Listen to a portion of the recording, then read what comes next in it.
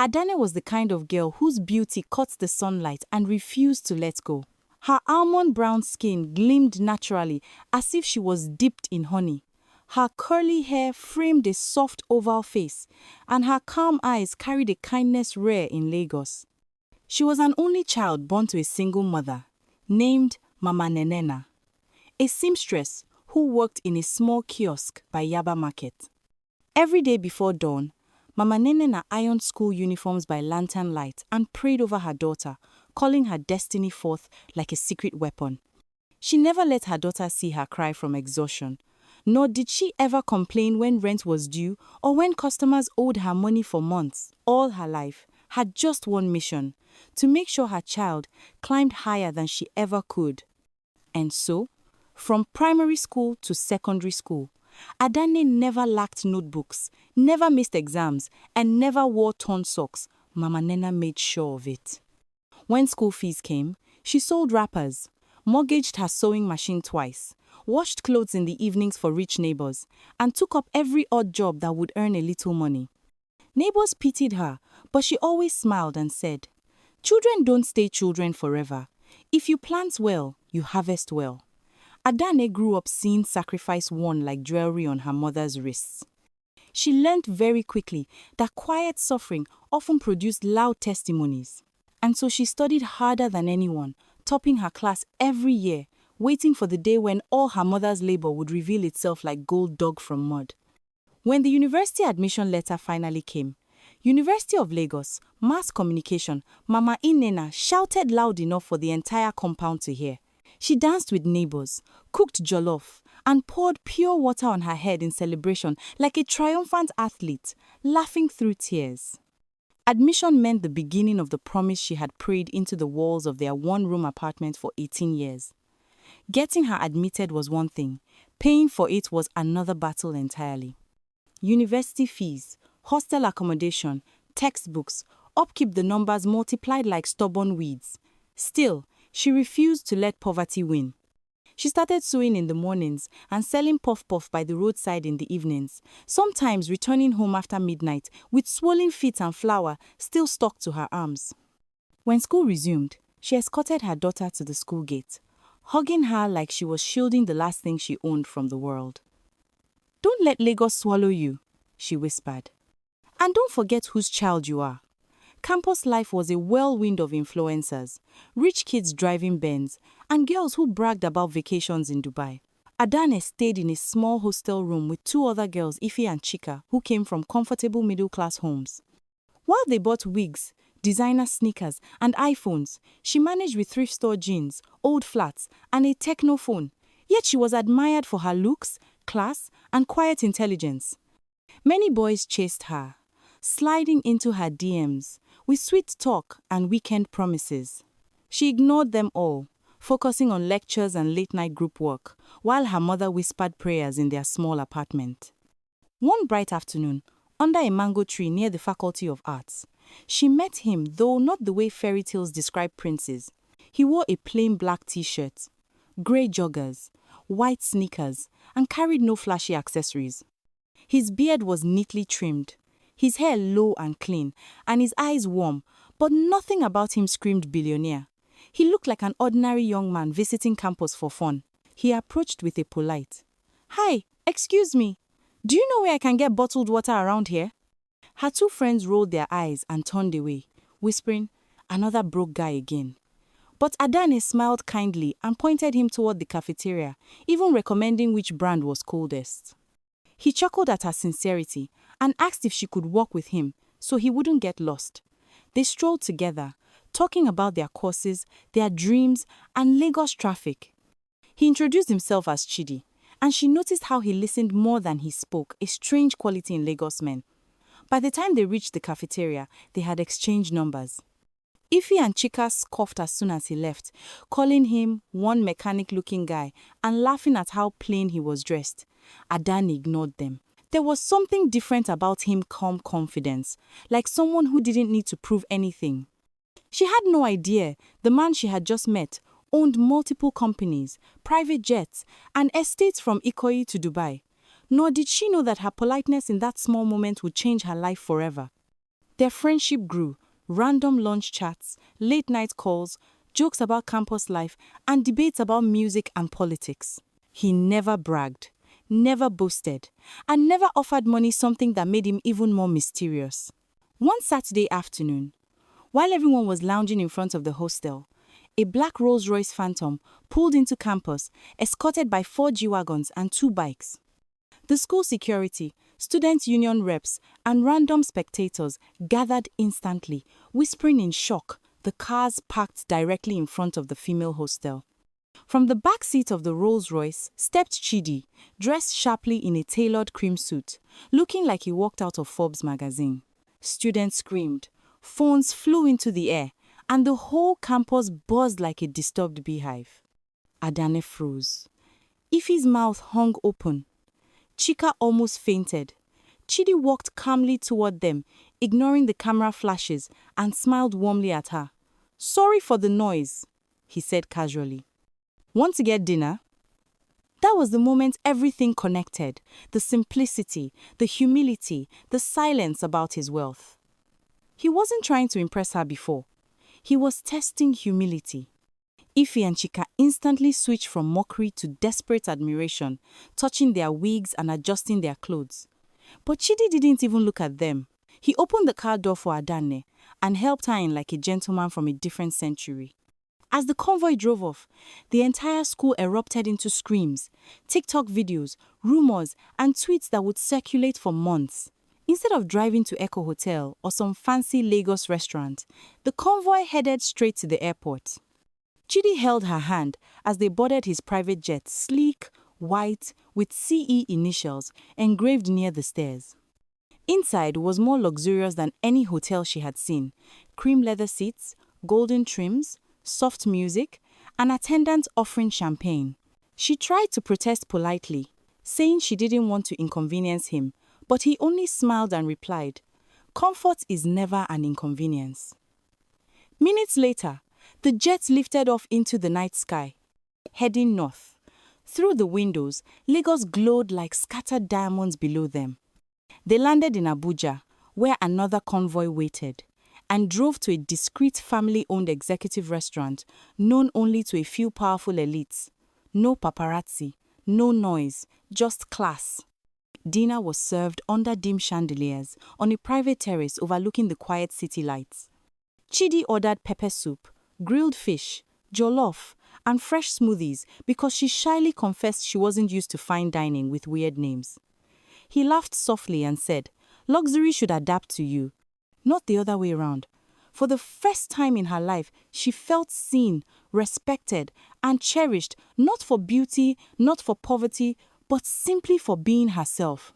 And when they flew back to Lagos before dawn, she stared out the window at clouds and whispered, "Thank you to God." After that night, everything changed. Chidi began sending drivers to pick her for dates, gifting her elegant dresses, classic heels, phones, bags, and later a white Mercedes-Benz parked in front of her hostel. The internet exploded with pictures. Unila girl dating young billionaire. Princess of Ikoyi. Random students she never knew suddenly greeted her, asking for selfies, adding her on Instagram, and calling her role model.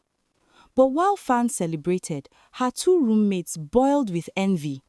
Ife and Chika spent nights whispering, gossiping, and scrolling through her pictures, analyzing every detail of her life. They complimented her to her face, but behind her back, their jealousy grew like a poisonous weed. One evening, Chika sighed dramatically and said, "Some girls are just lucky, Sha. If not for men, beauty is useless." Ife nodded and added, "If she leaves that guy, she will return to trekking with us." They began mocking her charity, her humility, and how she still visited her mother every weekend. They hated that she stayed grounded. They hated that Chidi adored her. They hated that she didn't look down on them despite everything. Soon, envy turned to malice, and malice turned to planning. They needed money, they wanted power, and they wanted to erase her from the picture, a feeling that burned hotter every time they saw her smile. One night, after making sure Adane was asleep, Ife and Chika created a secret WhatsApp group with 3 other girls known for dark campus jobs, girls who didn't care about conscience, who chased fast money through fraud, runs, or worse. The plan was simple but wicked. Kidnap Adane and sell her through traffickers who specialized in sending girls across borders for exploitation. The traffickers paid heavily for girls who were young, attractive, and from families too poor to raise alarms. The girls demanded upfront payment and promised connections that could make the deal smooth. The only problem was getting Adane away from campus without suspicion. That was where the most evil idea came in: fake her mother's death. Ify volunteered to play the grieving messenger. The traffickers provided a location, a remote village area, where they would take delivery before escorting the girls to Niger, then Libya, then Europe. Everything was arranged. Money was promised, contacts exchanged, lives priced, and while these dark preparations unfolded like a silent funeral, Adane slept peacefully across the room, dreaming of her mother and the future that awaited her. 2 weeks later, on a hot Wednesday afternoon, Ify burst into the hostel room, pretending to cry. She went straight to Adane, trembling, holding a fake phone recording of mourners and a crying voice in the background. "Your mother is gone," she whispered. "She collapsed this morning. They rushed her to the hospital, but she didn't make it. We didn't want to tell you during class."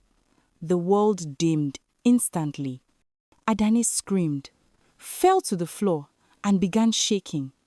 She tried calling her mother repeatedly, but Ify had already blocked the number. Chika hugged her tightly in false consolation and whispered that the burial would be quick, as the family had already taken decisions. The traffickers told them to bring her to the so-called village that night, claiming the burial was set for next morning. In tears and shock, Adane packed a small bag. She didn't tell Chidi anything, her brain was drowning in grief. As they boarded the bus at night, she kept whispering, "My mother can't die without seeing me. She can't leave without saying goodbye." The bus drove for hours into darkness, off main roads, past abandoned markets, and deep into rural forests. Eventually, it stopped at a dead-end footpath where masked men were waiting. That was the moment she realized too late that she had walked into a trap. They dragged her into the thick bush, blindfolded, gagged, and tied. She cried until her throat was raw. When the blindfold was removed, she found herself in a hidden camp, surrounded by armed men and terrified girls of different ages. Some looked 16, some 22, some older. The traffickers beat anyone who asked questions. Phones were collected, names were erased, identities vanished. By morning, a group of captured girls sat around her, telling whispered stories. One had been kidnapped on her way to see a boyfriend. One had been tricked with a fake job interview. One came from Benin Republic and hadn't seen her parents in 2 years. They explained how the trafficking route worked, from Nigerian forests to Niger, then Libya, then sold to exploitation networks in Europe or the Middle East. "If nobody knows you're missing, you will disappear," one girl said, staring blankly at the sky. Those words stabbed her heart. Only one thing gave her a fragment of hope: her mother. They talked every single day. Her mother would notice. Her mother would fight. And Chidi, he would storm the world if necessary. She clung to that hope like a lifeline. Back in Lagos, Mama Nenena tried calling her daughter since morning, no answer. By evening, panic became terror. By midnight, she went to the police, only to be told that adults were not considered missing until 48 hours. She broke down, begging, screaming that something was wrong. The officers made empty promises, but she could see the lack of urgency in their eyes. So she ran to her pastor, collapsing at the altar, shouting, "Take my life, but give me my child." The church gathered around her, praying into the night like soldiers waging war in the spirit. She refused sleep, refused food, refused comfort, only prayer. Chidi, on the other hand, was in Abuja for meetings when he noticed her phone had been off for too long. He tried calling Ify and Chika, but they lied that she went home for urgent family matters. Something didn't sit right. He activated private intel, pulled CCTV from hostels, contacted police commissioners, DSS operatives, and private investigators.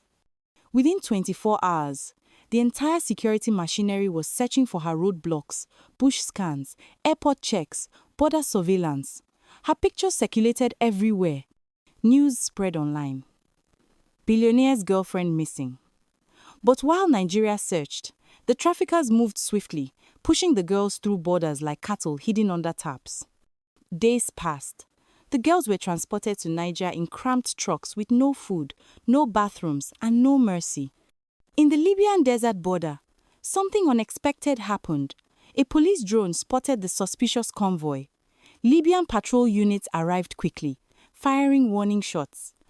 The traffickers panicked and fled into the desert, abandoning trucks, supplies, and girls. Some girls were too weak to run and surrendered. Others scattered, terrified. In the chaos, Adane ran with 3 girls, hiding behind dunes.